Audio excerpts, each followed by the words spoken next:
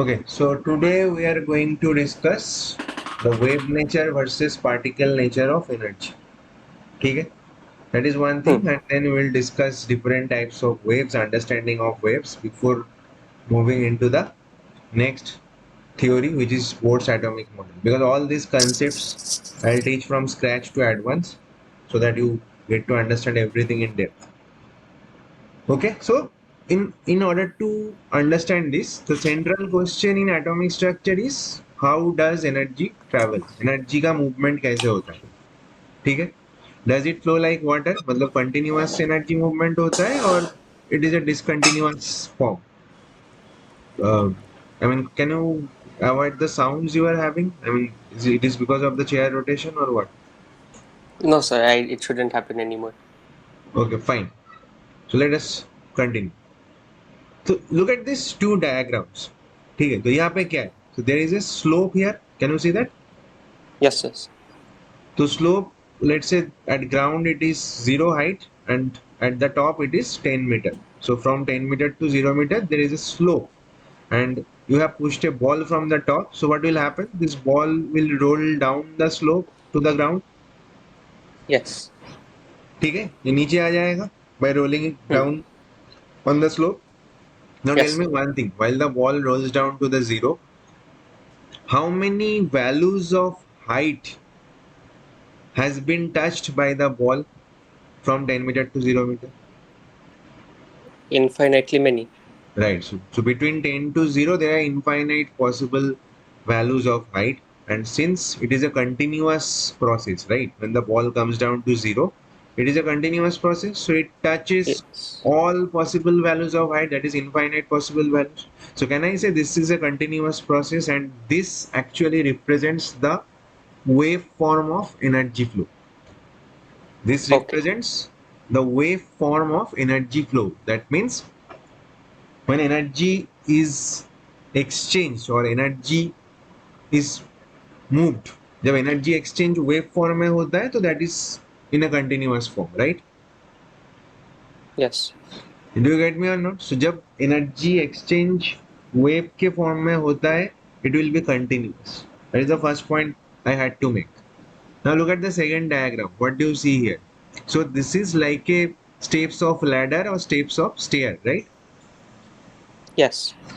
So again, at the ground we have 0 meter, at the top we have 10 meter, and the ball is pushed down from 10 meter. So now what is happening? The ball is dropping to these levels. Let's say 8 meter, 5 meter, 2 meter, and 0 meter, right? So Yes. this time, what is happening? When the ball comes down to 0 meter from 10 meter, some specific values of height it is touching. Yes. That is 10, 8, 5, 2, 0 meter. These are the values of height which is Yes, sir. touched by the ball. So can I say this is a discontinuous process? ये एक discontinuous process है. Yes, sir. And this represents the particle form of energy exchange. What does that mean? जब energy exchange होता है particle के form में तो वो discontinuous होता है. So some specific values पे ही energy exchange हो सकता है in the form of particle. Is it clear to you? Yes, sir. चलो. The screen is shared, na? Yes, sir. I can see it. Okay, let us move to the. Now simple question. Can you tell me what is wave? Uh, Definition. Yeah, can you give me some examples where wave is formed? Let's say, for example, if you throw a stone to a pond, right? Hmm. Initially, the pond ka water was still at rest. When you throw the Yes. stone into the pond, a wave will generate. Yes, sir. Ripples. Wave, right? Ripples generate hoga, right? Yes, sir. Okay. So, can you give another example? I think we have all gone to the sea, right? Hmm. So, how the waves generates over there? So there is some Yes. water which goes back from the shore, Yes. and there is some water which is coming towards the shore, Yes. right? And when they uh, disturb each other's path, wave is generated. Yes. So there is water. which is going back from the shore, and there is water which is coming towards the shore, and when they come in front of each other, they are blocking each other's path, तो फिर wave Yes. generate होगा. Is it clear or not? Hmm. Hmm. So let's say here we have a this is a rope. That this rope is bound to a stand. So this is closed end, and this is the open end of the rope, right? Rope is the yellow part, right? हाँ. So ये इस side पे open ended है और इस side पे ये किसी से बंधा हुआ है, राइट? Yes. तो if I now start steering this rope from the open and, तो क्या होगा?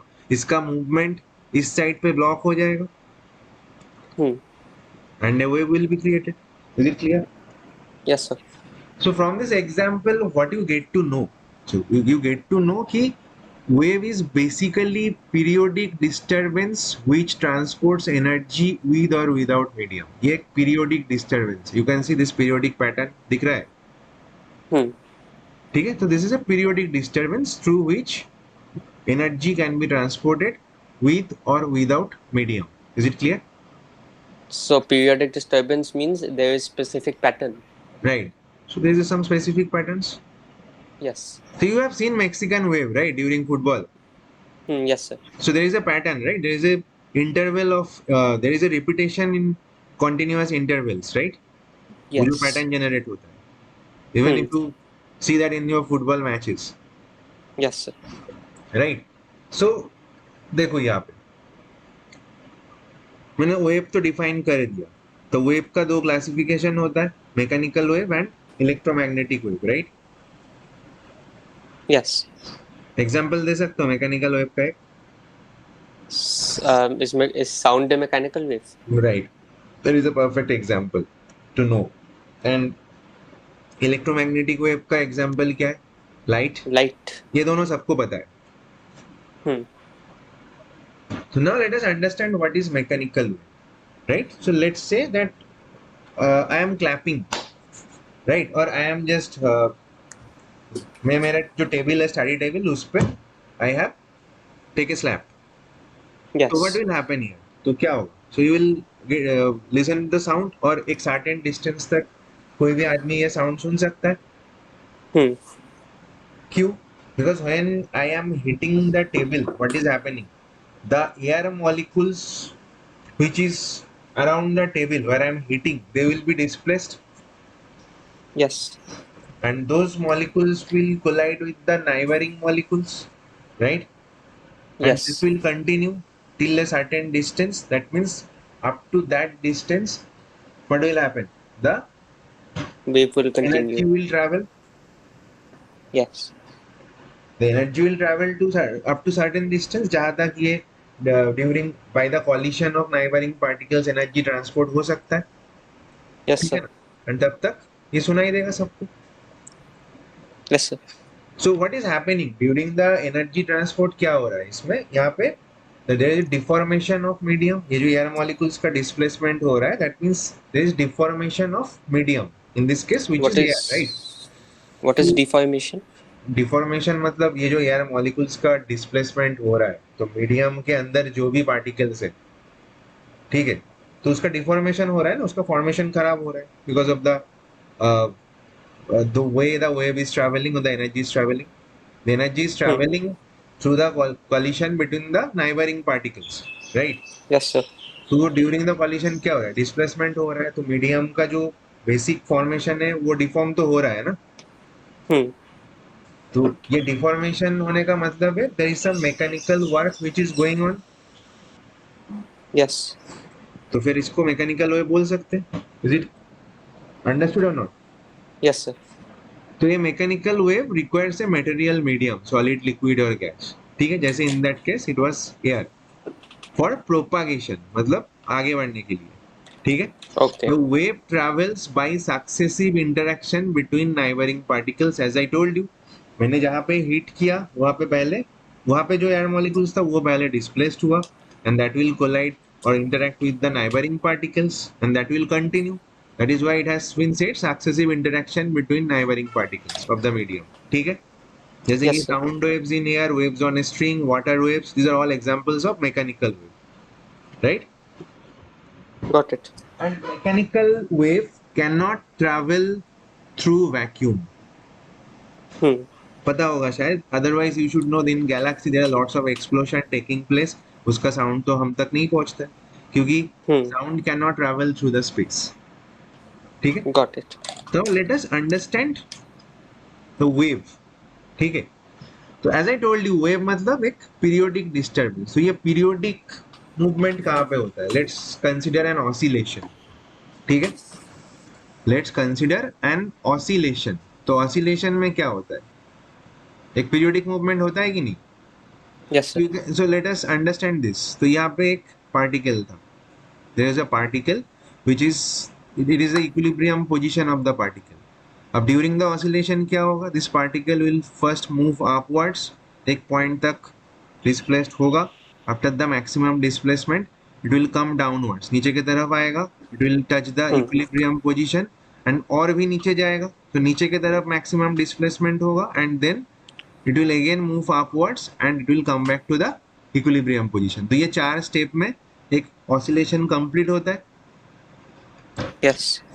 Do you understand this oscillation in this 4 steps? Yes, sir. So Up, when down, the up, down. particle comes back to its equilibrium position again by completing a oscillation, ठीक है, तो ये complete होता है. This is an oscillation. Similarly, can I say that during a circular motion भी एक complete एक periodic pattern है? So let's say a particle start doing the circular motion from this position around this center. Which center, sir? This The is the plane center and of the, this is the center of the okay. circle and this is the particle, right? This is the initial Yes, sir. position. Hmm. ठीक है, now let's say after some point it will come here. Do you Yes. get me or not? तो ये initial position and final position के बीच जो angle है, let's say that is called theta. This angle is called theta, which is the angle Okay. between the initial position and final position. So as the particle keeps moving around the center, ये theta change होता रहेगा. Yes. When it comes here, जब ये यहाँ पे आता है तो initial position and final position के बीच एंगल क्या है? 180 डिग्री. थीटा 180 डिग्री होता है. Yes, sir. And when it comes back to the initial position again, the theta should be 360 degree. Yes, sir. तो जब इसका 360 रोटेशन होता है तब उसका एक साइकिल कंप्लीट होता है. Yes, sir. And this can continue with more cycles, right? So there is a periodic pattern in both oscillation and this cyclic movement or Hmm. circular motion, right? So यहाँ पे what I am trying to do is I am trying to correlate the displacement of oscillation with the phase angle of the circular motion, because यहाँ पे displacement is the measure of periodic movement, यहाँ पे theta is the measure of the periodic movement, right? And we are trying to connect these two. ठीक है, अगर Okay. इन दोनों को connect करोगे the equation which will be derived is y is equal to a sin theta. Let's say y is the displacement of particle during the oscillation and theta is the phase angle. So they are connected by this equation which is basically the equation of wave. ठीक है, Okay. तो अगर ये equation, so let us draw a plot. In y axis we are plotting the displacement of the particle in oscillation. In x axis what we are doing, we are plotting the phase angle. ठीक है, What angle? Phase angle theta. Okay. X axis पे Between theta initial and plot हो रहा final. है, Y axis पे displacement plot हो रहा है. ठीक है, और दिस इज द रिलेशन. तो कैन यू टेल मी जब थीटा 0 डिग्री होता है, when theta is equal to 0 degree, Hmm. ठीक है, at this point sine theta क्या होगा? 0. 0. तो वाई 0 हो जाएगा. Yes. At theta is equal to 90 degree sine theta क्या होगा? 1. 1. तो वाई इज इक्वल टू क्या हो जाएगा? Y. So this height is basically Y. Hmm. ठीक है, साइन 180 When क्या होता है? when it says a sin theta, what does a represent? So what is A representing? A is representing the maximum displacement possible. Okay. In terms of x-axis or in terms of y-axis? No, displacement तो y axis पे plot हो रहा है, right? Okay. So when theta is equal to 180 degree, तो sin theta again becomes 0, y 0 हो रहा है, ठीक है. 270, what is the 270? When theta 270 sin 270 मतलब क्या होता है? Sine to 360 minus 90, so we can just Sin 270 is again -1, -1. तो y is equal to क्या हो जाएगा? माइनस है, Hmm. ठीक है. तो ये नीचे की तरफ मैक्सिमम डिस्प्लेसमेंट हो जाएगा, माइनस है. So again when theta is equal to 360 degree, again y 0. इज 0. तो देखो 360 मतलब एक कंप्लीट क्या हुआ, एक वेव कंप्लीट हुआ, और एक साइकिल कंप्लीट हुआ, और एक ऑसिलेशन कंप्लीट हुआ. We can say that way, right? Yes. ठीक है. So this is a complete wave which starts from here, ends at here, and if you keep changing the theta, this will continue in this pattern. So this is how wave is formed. This is the diagram of wave. I hope it is clear to you. Yes, sir. ठीक है. तो ये mechanical wave, और कोई भी wave ऐसे दिखता है. एंड आई होप तुम्हें पता होगा कि वेव का जो ये मैक्सिमम हाइट है, ये जो मैक्सिमाज है, they are called crest, and जो मिनिमाज है, they are called troughs. Yes, sir. There are crest and trough. Is it clear? Yes, sir. चलो, इतना तक तो पता चल गया. So is do you get any clarity understanding this? Yes, sir. Yes, I have पता था पहले? understood it. Yes, sir. ठीक है, चलो. Let us move to the next part. अब तुम एक चीज बोलो, तुम्हें शायद पता होगा कि हर एक वेव का पैरामीटर्स होता है कुछ, ठीक है. हर एक वेव का कुछ डिफाइनिंग और कैरेक्टरिस्टिक्स पैरामीटर्स होता है जिससे तुम उस वेव को डिफाइन करते हो. Hmm. Can you tell me those parameters, क्या होता है? Wave, the parameters of a wave. या what are the parameters of an wave जिससे तुम उस वेव को डिफाइन कर सकते हो? For example I will say wavelength. Okay, so frequency. हाँ, right. So this are the parameters. So can you define one by one? Wavelength define कर सकते हो? किसी वेव का वेवलेंथ क्या Wave होता है? wavelength is the distance between two corresponding crests or two corresponding troughs. Right. तो wavelength is basically the distance between two successive crest. ठीक है. Yes. तो ये दो सक्सेसिव क्रेस्ट है, इसके बीच जो distance, that can be called wavelength. Wavelength का सिंबल होता है lambda, which is a Greek symbol, this lambda. और यहाँ पे दो सक्सेसिव ट्रैप्स के बीच जो डिस्टेंस होता है, that can be also called wavelength, right? Yes, sir. देखो, ये तो बोलने के लिए बोला जाता है, बट सिंपली वेवलेंथ मतलब क्या होता है? The distance travelled bye A complete wave. एक वेव कंप्लीट वेव होने में जितना डिस्टेंस ट्रैवल होता है, that can be called wavelength. Okay. ठीक है. तो फिर एक Yes, sir. कंप्लीट वेव मतलब क्या होगा? तुम you can take any two positions जहां पे 360 डिग्री का एंगल डिफरेंस है, right? So not only the successive crest और successive trough, you can take this one and this one. So these are also at a distance of 360 degree in x axis, right? तो इन दोनों के बीच distance भी wavelength ही होगा. Yes, sir. समझ में आया कि नहीं? Yes, sir. So let us define all these wave parameters. We'll start with this. As I said, wavelength का यूनिट क्या है? The unit of wavelength, अच्छा, Meters. what is the symbol of wavelength? That is lambda. Lambda. दिख रहा है? This is called lambda, एक Greek symbol.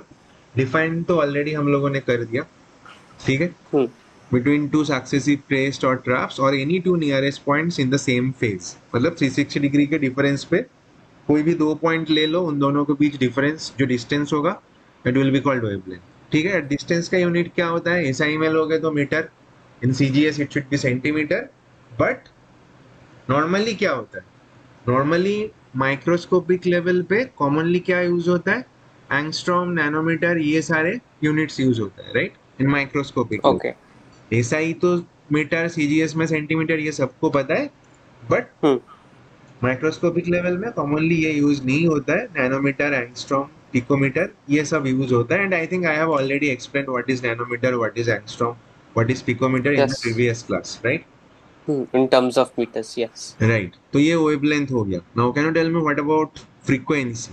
Frequency का symbol होता है nu, N U, nu. Again a Greek symbol, ऐसे दिखता है, ठीक है. Now many of you have studied frequency का सिंबल एफ है, small F, but that is in class 9 10. So normally we will use nu. in frequency. Now, what is the definition of frequency? Will you try? Yes, sir. And frequency is defined as the number of waves completed in a specific time frame per What second is the usually. specific time frame? It should be in 1 second.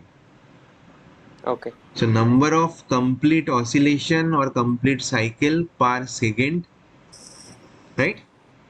Yes, एक sir. Second पे कितना oscillation complete हो रहा है और एक second पे कितना साइकिल कंप्लीट हो रहा है, और तुम और क्या बता सकते हो कि एक सेकंड पे कितना वेव्स फॉर्म हो रहा है, और Okay. Number of waves passing through a particular point in 1 second. Okay, Yes.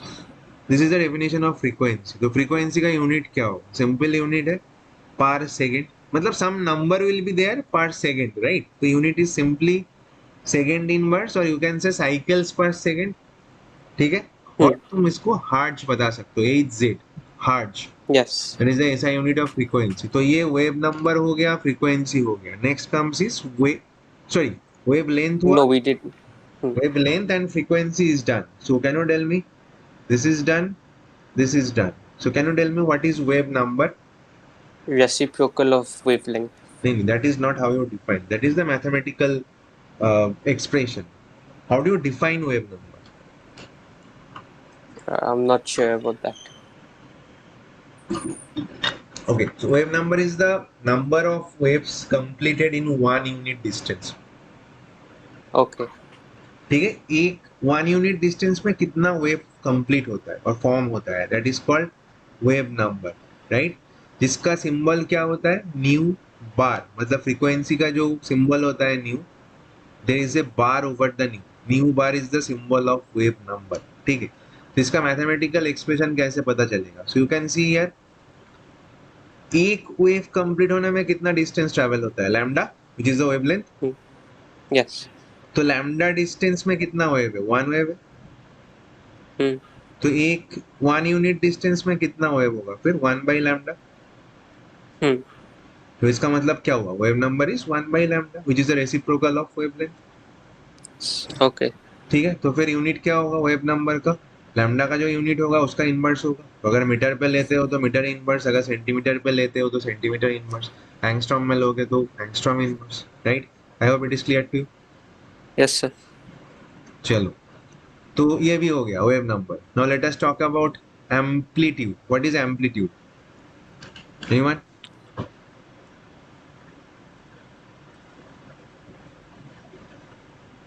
Are you Amplitude. asking me, sir? Yes, I am asking you. What is Amplitude amplitude? is So, a if I look at here, amplitude is the magnitude of maximum or minimum displacement during the oscillation. और ये wave में जो maximum और minimum displacement होता है, ठीक है, that can be called amplitude. hmm. तो maximum So displacement क्या है? So we can see that height of the crest or depth of the trough, right? yes, sir. That can be called displacement. Hmm. ठीक है? Yes, sir. So that is what maximum displacement of a particle from its equilibrium position, which is the amplitude. तो A is equal to y max बोल सकता हूँ. Y is the Yes, sir. displacement, तो उसका maximum value is nothing but amplitude. I hope it is clear Hmm. to you. Yes, sir. Okay, तो ये amplitude भी हो गया. Let us talk about time period. What is time So period? it's written there, intensity of wave. What is that? Reciprocal of frequency. That is what it is written, right? अच्छा, यहाँ पे Hmm. अच्छा, Hmm. किसी wave का जो intensity होता है वो एम्पलीट्यूड से डिटरमाइन होता है. So directly proportional to amplitude square. Yeah, right. So we don't need to focus on that right now, right? Because अभी तो हम सीख रहे हैं. ठीक, we are Okay. just learning the waves. So what about time period? What do you mean by time period? What is the definition of time period? I know the mathematical form, reciprocal of Mathematical formula frequency. is already given, that is the reciprocal of frequency, right? But simply Hmm. time period मतलब एक cycle complete होने में कितना time लगता है, और Okay. एक wave complete होने में कितना टाइम लग रहा है, और एक ऑसिलेशन कंप्लीट होने में कितना टाइम लग रहा है, right? That should be the time period. अब तुम बताओ, what, how should I find the mathematical expression? So you know the frequency nu मतलब क्या है? दैट मींस एक सेकंड पे nu number of waves will be completed. Yes, sir. Right. Nu waves are completed in 1 second. तो one wave complete होने में कितना time लगेगा? It should be 1/frequency. So that should be the time period. Hmm. So what you can see is time period and frequency, they are reciprocal of each other. Yes, sir. Okay, done. The last part which is remaining is the velocity of wave. अब velocity का definition क्या होता है? Normal velocity is defined as displacement by time. Right. So simply I can say the distance traveled per unit time, right? Yes. That is a simple definition of velocity. तो यही wave का velocity मतलब distance traveled by wave per unit time. Yes or no? Could you please repeat it? तो distance wave का velocity क्या होगा? That should be the distance traveled by wave per unit time. Yes. अब तुम बताओ, एक second में कितना वेव्स फॉर्म होता है? हाउ एक many waves are second. Formed in 1 second? अगर फ्रीक्वेंसी न्यू है तो एक Frequency. सेकंड, राइट, सो एक सेकंड पे there will be nu number of waves formed here, Hmm. Isn't it? और हर एक वेव Yes. कितना डिस्टेंस ट्रैवल कर रहा है? Each wave is travelling a distance of lambda. Wavelength. Hmm. तो फिर एक सेकंड पे कितना डिस्टेंस ट्रैवल हो रहा है? New into lambda. Yes, sir. That should be the velocity of wave. ठीक है. Hmm.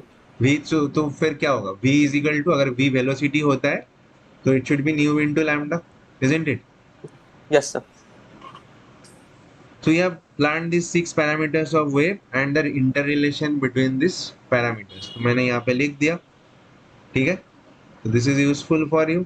यहाँ पे wave number is reciprocal of wavelength, frequency and time period, they are reciprocal of each other. जो velocity होता है that is equal to nu into lambda, and amplitude क्या होता है? That is the maximum displacement of the wave. Is it clear to you? Can I move? Yes, sir. Yes, sir.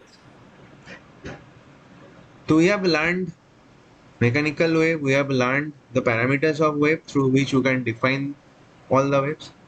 Okay, now let us try to understand what is electromagnetic wave then. Okay, now I hope you understood that I am not uh, pulling the trigger. मतलब पहले से ही we are not doing something very advanced. We are building Hmm. Hmm. things gradually, right? Yes, sir. That will help you to understand things. So let us understand electromagnetic wave, how that originates with examples. ठीक है. तो एक simple सा चीज समझो. So let's say this is a iron core which is wrapped with a electric coil. ये एक Okay. iron core है wrapped with the electric coil and which are connected to the opposite ends of the battery. Now let us put the battery का अगर switch on कर दिया, what will happen? The electricity will pass through the coil, Yes, sir. and it has been found, the experimental observation says, this iron core will convert into a magnet. Okay. ये जो iron core है that will convert into a magnet. I think the diagram is pretty clear, right? I have explained it. Yes. You have understood. Now tell me one thing. You already know that किसी भी charge का एक electric field होता है, right? Hmm. एक charge का एक static electric field होता है. इलेक्ट्रिक फील्ड मतलब the sphere of influence inside which it can influence another charge particle, right? Yes. But when the charge is moving, what is electricity? Electricity मतलब a Flow of moving current. charge, a charge in motion, right? That can be called electricity or current. Okay. Yes or no? Yes. Right. So can I say for a moving charge, now the electric field is not static, rather there will be an oscillating electric field. Okay. Yes. So that means when we are passing the electricity here, that means we are passing oscillating electric field, and what we are seeing, a magnetic field is generated, right? Could you please repeat it? तो यहाँ पे we are passing the oscillating electric field as electricity, and what we see Hmm. is कि यहाँ पे magnetic field generate हो रहा है. Since the iron core is converted into magnet, मतलब magnetic pole generate हो रहा है. Yes, sir. तो इसका मतलब क्या है कि इलेक्ट्रिक फील्ड से I can see oscillating electric field से oscillating magnetic field is generated, right? That is the first Yes. Experiment. Let us do the second experiment. Now what is the second experiment here?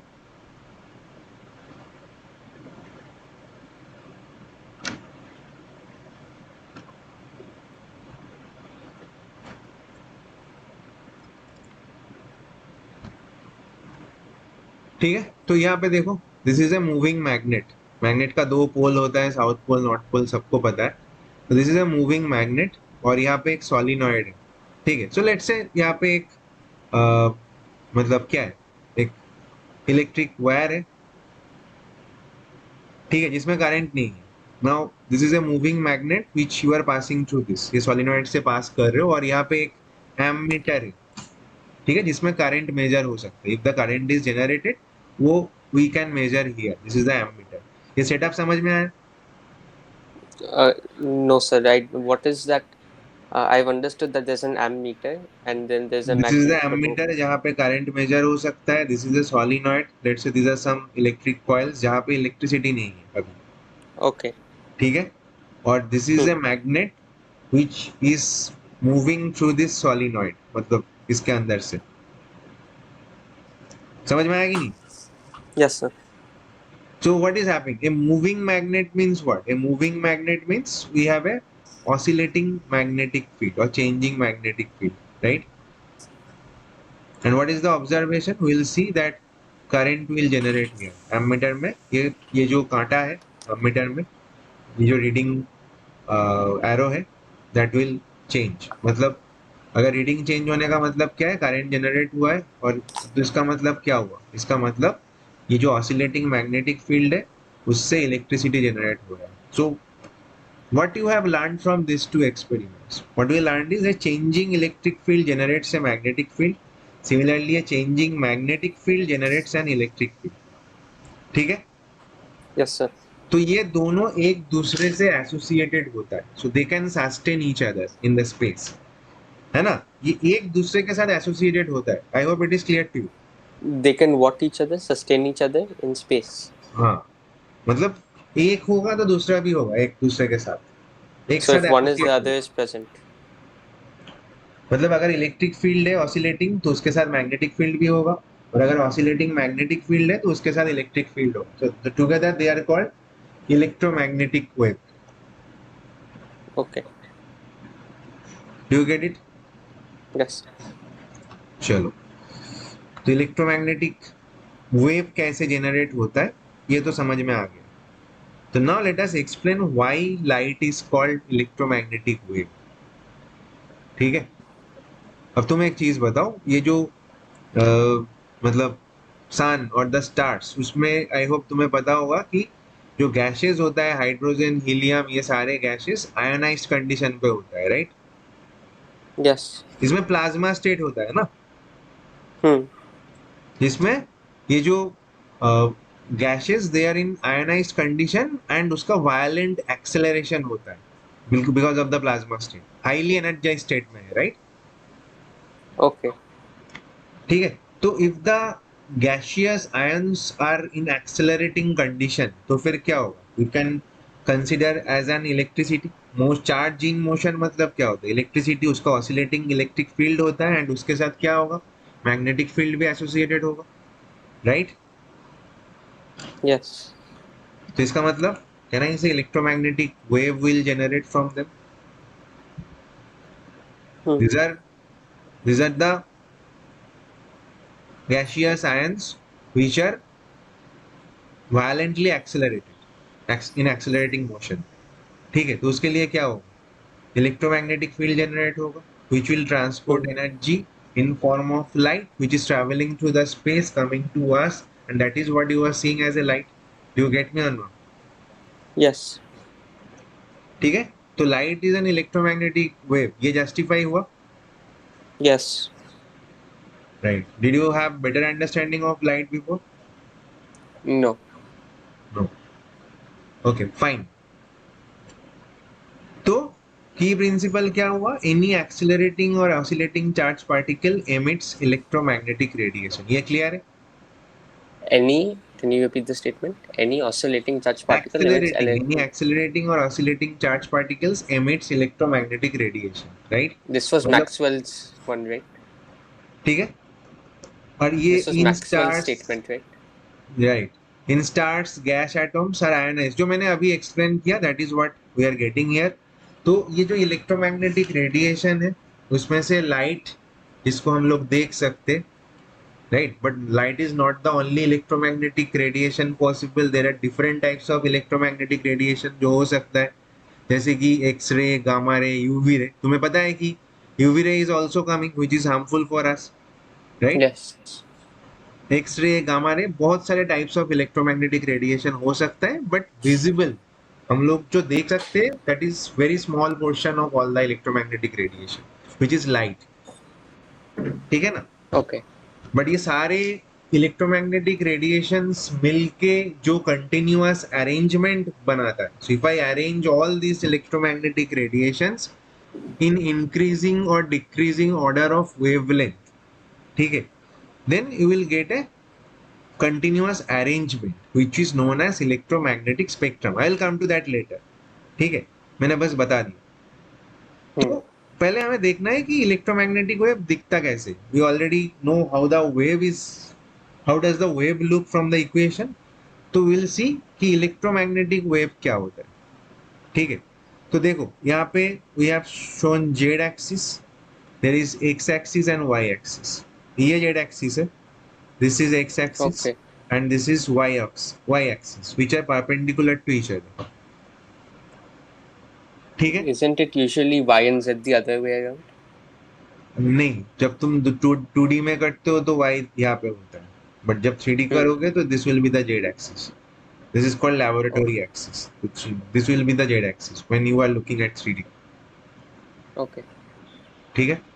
तो what do you see, let's say ये जो yellow colour का wave दिख रहा है ना, that is the oscillation Hmm. Of electric field, और जो ये डॉटेड ब्लू कलर का वेव दिख रहा है that is the oscillation of magnetic field. समझ में आ रहा है, which are What does perpendicular. x-axis and z-axis and y-axis, what do they all represent? I am saying, मैं 3D में दिखा रहा हूँ, दैट इज वाई तीन एक्सिस दिखाया गया है, there are three axis, that is why it is shown. अब यहाँ पे देखो ये जो येलो वेव दिख रहा है that represents the oscillation of electric field, ठीक है। यहाँ पे दो फील्ड है ना, एक इलेक्ट्रिक और एक मैग्नेटिक, यही तो होता Hmm. है ना इलेक्ट्रोमैग्नेटिक वेव पे। तो ये जो येलो वेव है that represents the oscillation of electric field, और जो डॉटेड ब्लू कलर का वेव है that represents the oscillation of magnetic field. समझ में आया, Yes, sir. ठीक है। And you can see the oscillation, the direction of oscillation, इन दोनों का जो ऑसिलेशन का डायरेक्शन है they are perpendicular to each other, as you can see. ये येलो मतलब इलेक्ट्रिक फील्ड का ऑसिलेशन कौन सा प्लेन पे हो रहा है, can you tell me from this diagram, कौन सा प्लेन पे इलेक्ट्रिक फील्ड, Y-axis. कौन सा प्लेन पे इलेक्ट्रिक फील्ड का oscillation. Oh, uh,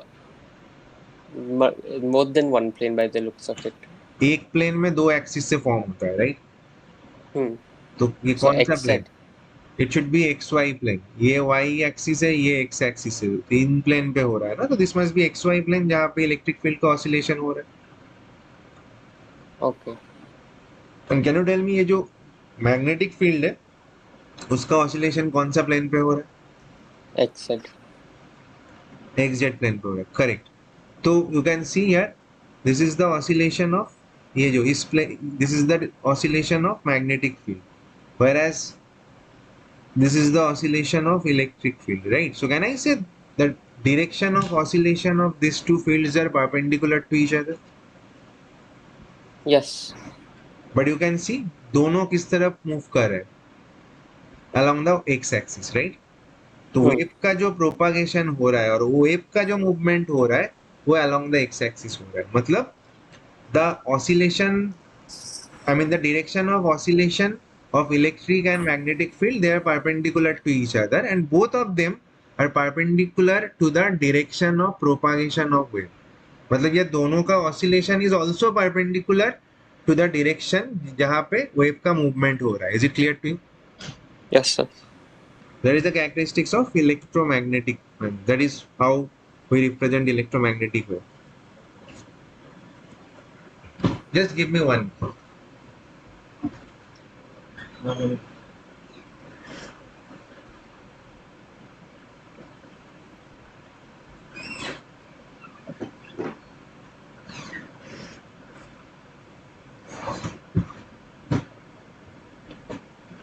Okay, shall we move? Yes.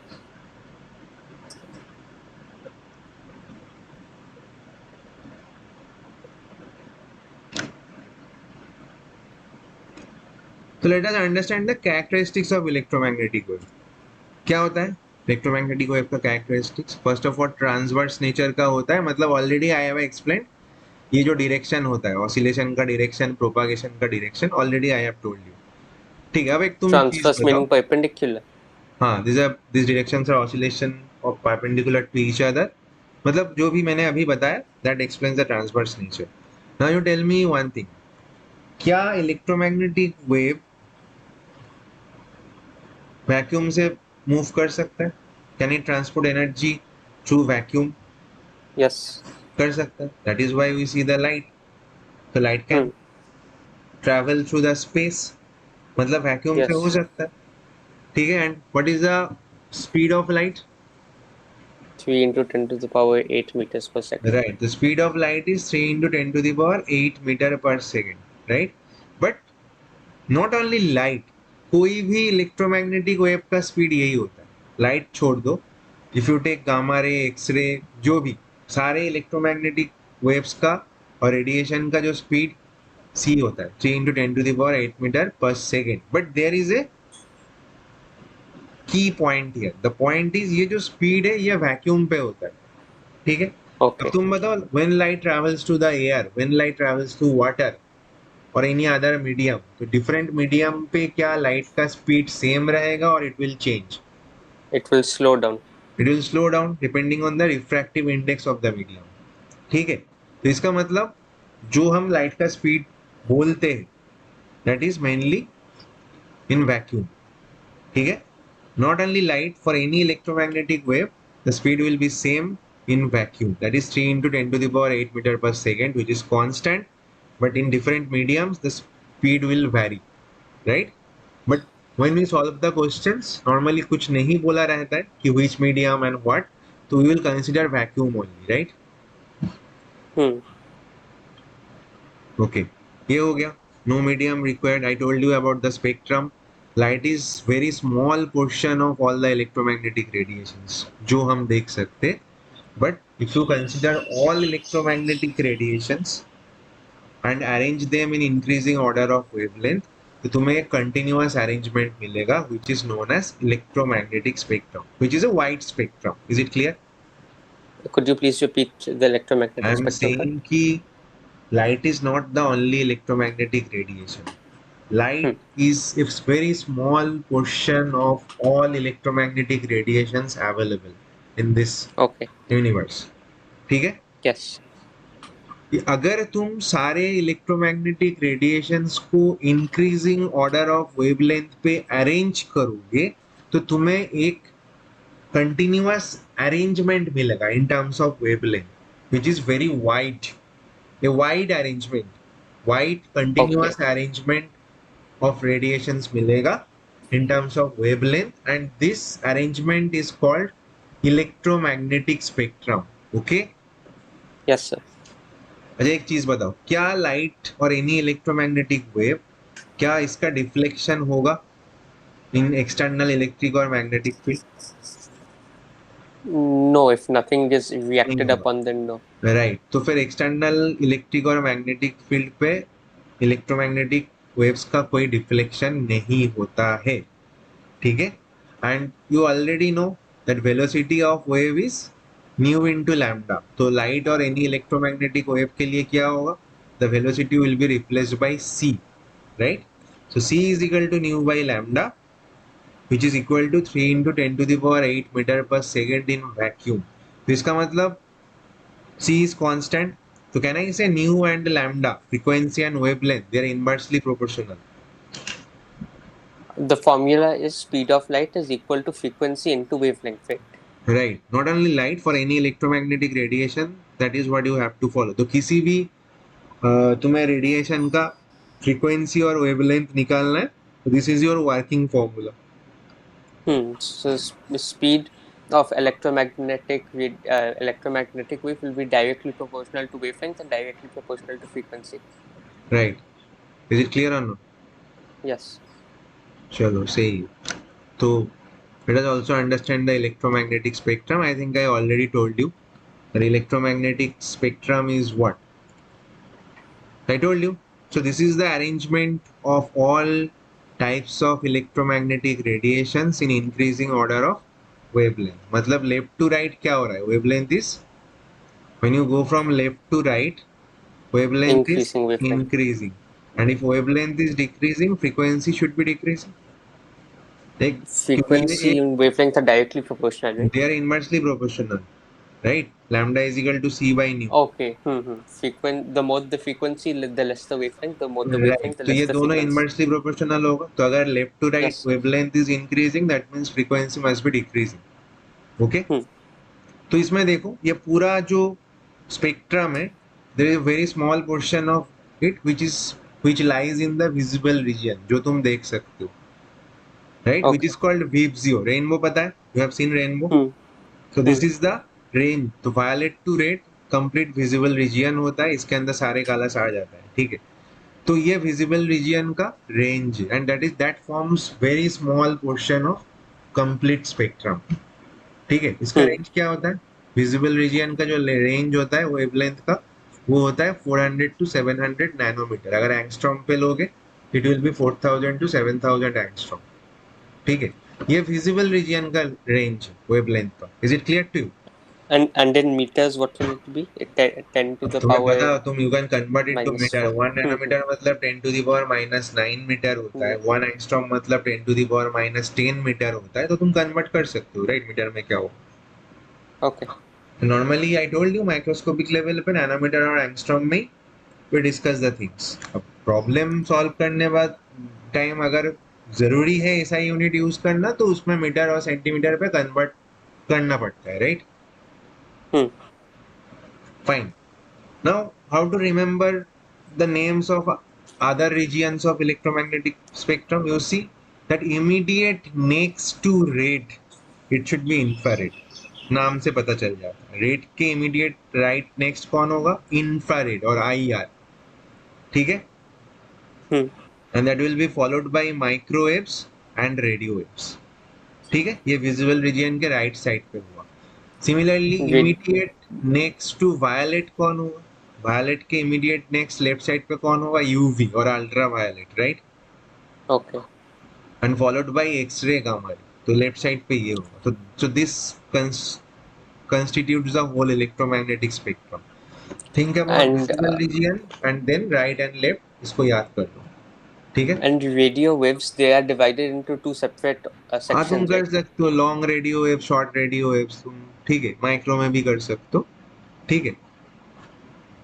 तो what are the application of this electromagnetic radiations? हर एक जो रीजियन होता है उसका एक एक एप्लीकेशन होता है। जैसे विजिबल रीजियन का क्या एप्लीकेशन होता है? All the illuminations, all the lightings takes place in visible region only, जो तुम देख Yes. सकते हो, ठीक है। So I have written illumination, so these are the applications mentioned. जो भी इल्यूमिनेशन होता है, जो भी तुम लाइटिंग करते हो, वो विजिबल रीजियन पे करते हो, ठीक है।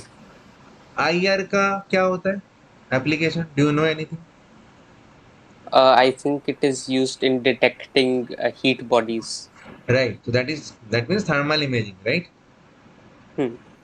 So let's say when the army does a operation at night, तो फिर क्या होता है? वो तो देख नहीं सकते प्रॉपरली कौन है Hmm. क्या है, Hmm.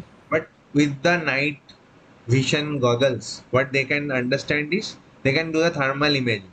मतलब वो हीट Hmm. से उसे पता चल जाता है कि कहाँ पे कौन है, कहाँ Hmm. पे कहाँ पे कोई person. They might not detect who that person is, but कहाँ पे कोई पर्सन है वो तो डिटेक्ट हो सकता है ना। Hmm. So thermal imaging is done in IR. Micro तो सबको पता है कुकिंग होता है, एंड रेडियो Hmm. वेव में सिग्नल ट्रांसमिशन होता है, ये सबको पता है, ठीक है। Yes. मतलब डिड यू और do you listen to FM in radio? कभी सुना?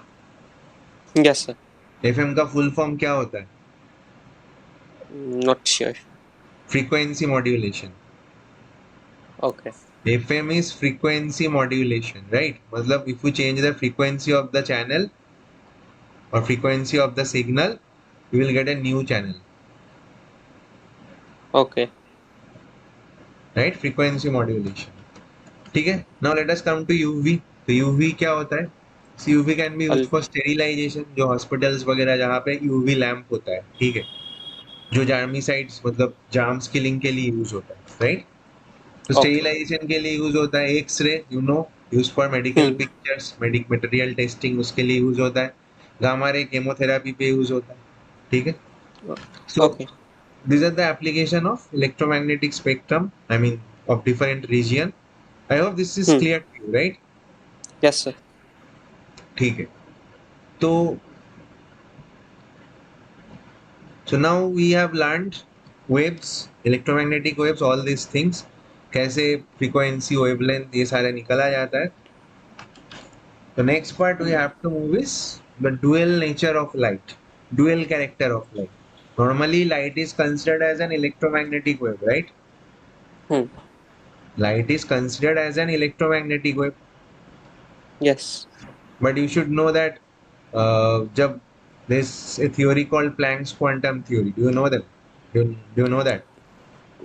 I have heard of the name of the theory. I don't know what it Right. actually So states. okay, so next class we'll learn Planck's quantum theory और Okay. technically dual nature of light, मतलब light का सिर्फ wave character नहीं होता है, it Hmm. also has particle character. That is what we are going to learn here. ठीक है? Okay, sir. तो Yes, यहाँ sir. पे let us do a problem based on this wave. So tell me, so how do you feel about today's class? सब कुछ समझ में आया है? Yes, sir. I just have one doubt.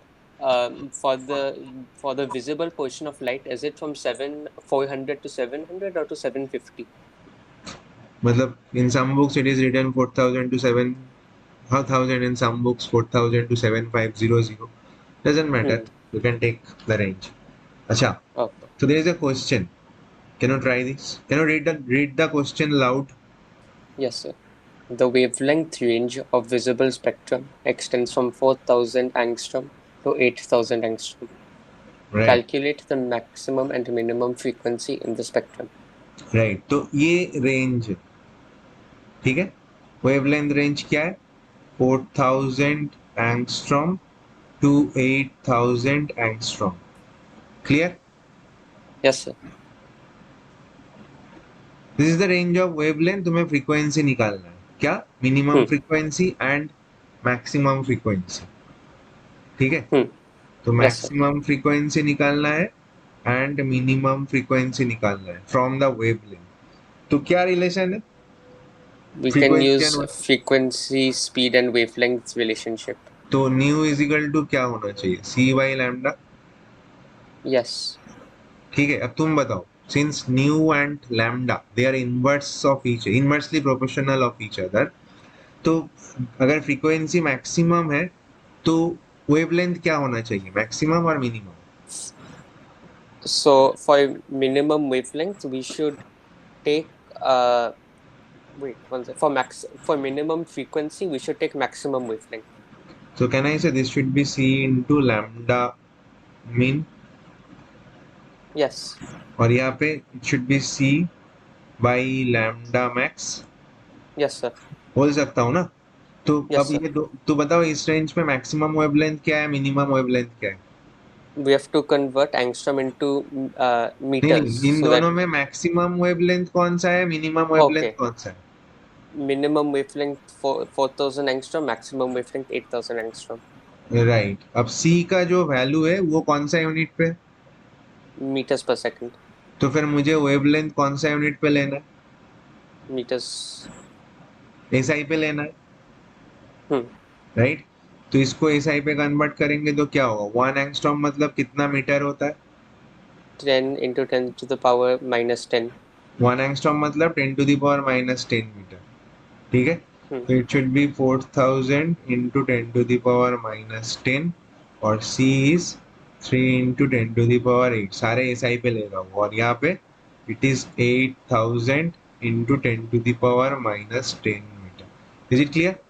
तो Yes, बस sir. कैलकुलेशन में तुम पे छोड़ रहा हूँ, I am not doing that. I hope you have understood this. तो यहाँ पे देखो, there are some problems on waves, तो जिसमें तुम्हें वेव का जो पैरामीटर्स है उसका जो रिलेशन है उसको अप्लाई करना है and keep that in mind you have to use proper units Got proper it. Units use करना है अगर So, तुम hmm. किसी का ऐसा ही ले रहे हो एक एक्सप्रेशन पे तो दूसरे का भी ऐसा ही भी ले दूसरे का भी ऐसा ही लेना है Yes.